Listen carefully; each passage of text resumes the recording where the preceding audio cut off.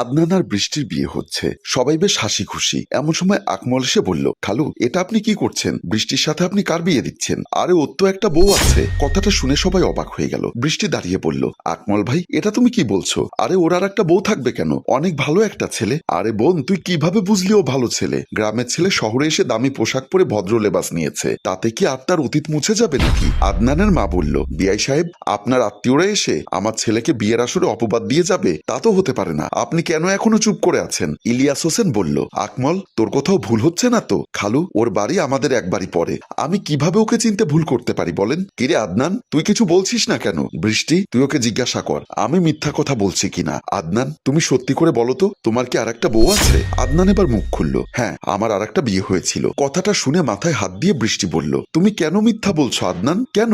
বৃষ্টি তুমি তো জানো আমি মিথ্যা কথা বলি না। যেদিন প্রথম পরিচয় হয়েছিল সেদিন আমি তোমাকে বলেছিলাম কথাটা। বৃষ্টি আদনানের হাত ধরে তাকে পাশের ঘরে নিয়ে গেল। আদনান তুমি আমার মাথায় হাত দিয়ে বলো তোমার আর একটা বউ আছে। আদনান বলল, তোমার যদি এখনো বিশ্বাস না হয় তাহলে আমি তোমার মাথায় হাত দিয়ে বলছি, সত্যি আমি আগে একটা বিয়ে করেছি, তবে আমার বউ আছে সেটা সত্য নয়। আমার বিয়ের 1 মাসের মধ্যে মেয়েটি পালিয়ে যায় তার প্রাক্তন প্রেমিকের সাথে। কিন্তু বিয়ের কথাবার্তা ফাইনাল হওয়ার আগে তোমার সাথে আমি অনেকবার ফোনে কথা বলেছি, দেখা করেছি। তুমি তখন আমাকে কথাটা বলনি কেন? আসলে তুমি একটা প্রতারক, তুমি আমার সাথে প্রতারণা করে বিয়ে করতে চেয়েছো। আদনান বলল, তুমি আমাকে ভুল বুঝবে আমি জানি, আমার কথা বিশ্বাস করবে না, তাও বলছি এই ঘটনা 3 বছর আগের। এরপর সিদ্ধান্ত নিয়েছিলাম আর কোনোদিন বিয়ে করব না। কিন্তু 6 মাস পরেই আমার মা বেশ জোরাজুরি শুরু করলো বিয়ে করার জন্য। তারপর আমি লেখাপড়ার ছুতো দিয়ে বিদেশে চলে গেলাম। কিন্তু বিদেশ থেকে আসার পর আমার মা আমাকে পাত্রী দেখার জন্য আবার জোর করতে লাগলেন। একদিন রাতে খাবার টেবিলে দেখি আমার মা শুকনো মুখে দাঁড়িয়ে আছেন, শুধু আমার খাবার রেখেছেন টেবিলে। কি হলো মা, তুমি খাবে না? আমার চিন্তা তোকে করতে হবে না, নিজের খাবার খেয়ে নে। আমি বুঝতে পারলাম আমার মা রাগ করেছে, তাই দাঁড়িয়ে বললাম, মা তুমি কি আমার উপর রাগ করে আছো?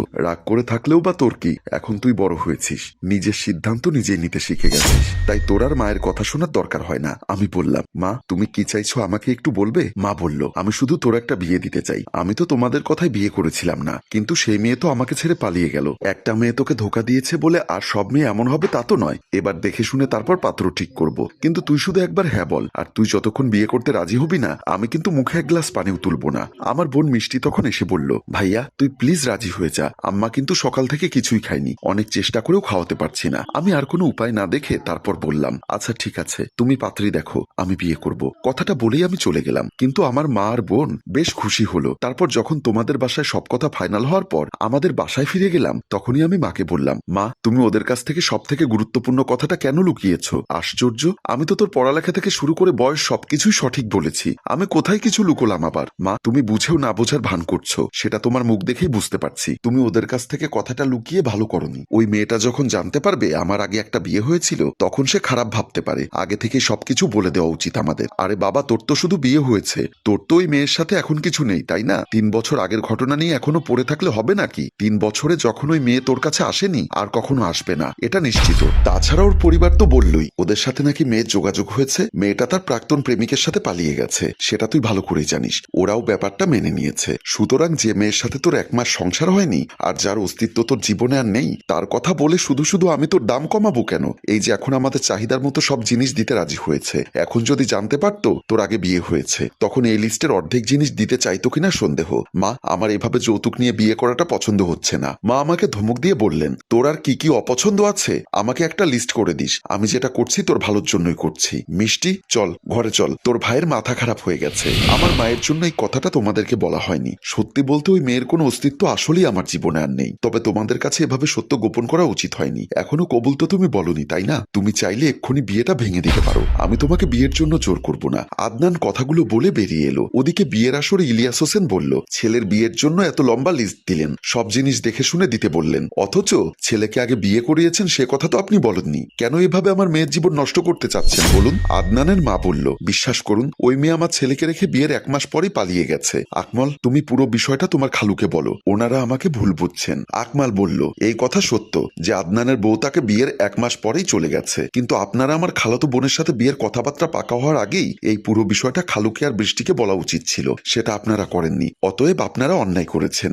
মিষ্টি বলল, মা এবার অন্তত সত্য কথা স্বীকার করো, তোমার জন্যই আজকে এই পরিস্থিতি সৃষ্টি হয়েছে, ভাইয়ার মান সম্মান নষ্ট হয়ে যাওয়ার অবস্থা। বিআই সাহেব আপনার যদি কিছু বলতে হয় আমাকে বলুন, দয়া করে আমার ছেলেকে কিছু বলতে যাবেন না, আমরা বেরিয়ে যাচ্ছি। বলে আদনানের মা মেয়েকে নিয়ে বেরিয়ে গেলেন। গেলেন। আকমল বলল, খালু এত টাকা দিয়ে বিয়ের আয়োজন করেছেন, সব লস। এই টাকা তুলতে হলে কিছু একটা করা জরুরি। কি করা যায় বলো তো বাবা? আকমল তার খালুর কানে কানে কি যেন বলল। ইলিয়াস হুসাইন বাহিরে এসে বলল, দাঁড়ান, আপনারা এভাবে পালিয়ে কোথায় যাচ্ছেন? আমি পুলিশকে খবর দিচ্ছি। আমার মেয়েকে বিয়ে করবেন প্রতিশ্রুতি দিলেন, এত টাকা খরচ করে এসব আয়োজন করলাম, এত জিনিস দিলাম, আর এখন বিয়ে না হলে আমার অনেক ক্ষতি হয়ে যাবে।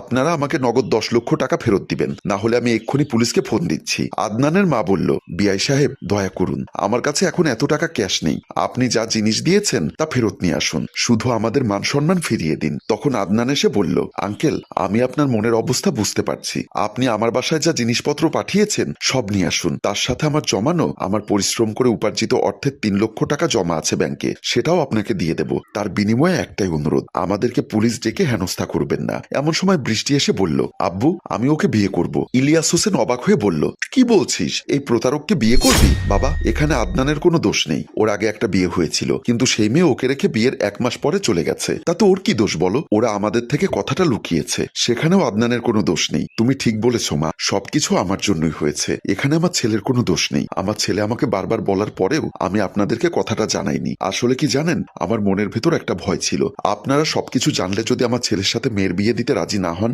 সেই ভয়। ইলিয়াস হোসেন বলল, ঠিক আছে, তাহলে তুই যখন রাজি আছিস ওর সাথে তোর বিয়েটা হোক, কিন্তু বেআইন সাহেব আর কোনো কথা লুকায়িত থাকলে আমাদেরকে এক্ষুনি বলে দিন। আদনানের মা সবাইকে অবাক করে দিয়ে বলল, হ্যাঁ আমি একটা কথা লুকিয়ে রেখেছি। কি কথা আপনি এখনো লুকিয়ে রেখেছেন? তাড়াতাড়ি বলুন, কি কথা মা? তুমি আর কি লুকিয়ে রেখেছো? আদনানের মা বলল, কাল আমাদের বাসায় আপনাদের দাওয়াত, সেই কথাটা এখনো আপনাদেরকে বলা হয়নি। কথাটা বলতেই সবাই একসাথে হেসে উঠল। সম্মানিত ভিউয়ার্স, আপনাদের কি মনে হয় আদনানের মতো ছেলেকে কি চোখ বন্ধ করে বিয়ে করা যায়? আমাদের কমেন্ট বক্সে জানাবেন। গল্পটি ভালো লাগলে লাইক, কমেন্ট ও শেয়ার করবেন। গল্পটির রচনা ও পরিচালনায় অভিক, ক্যামেরায় শিহাব এবং আশরাফ। ধন্যবাদ।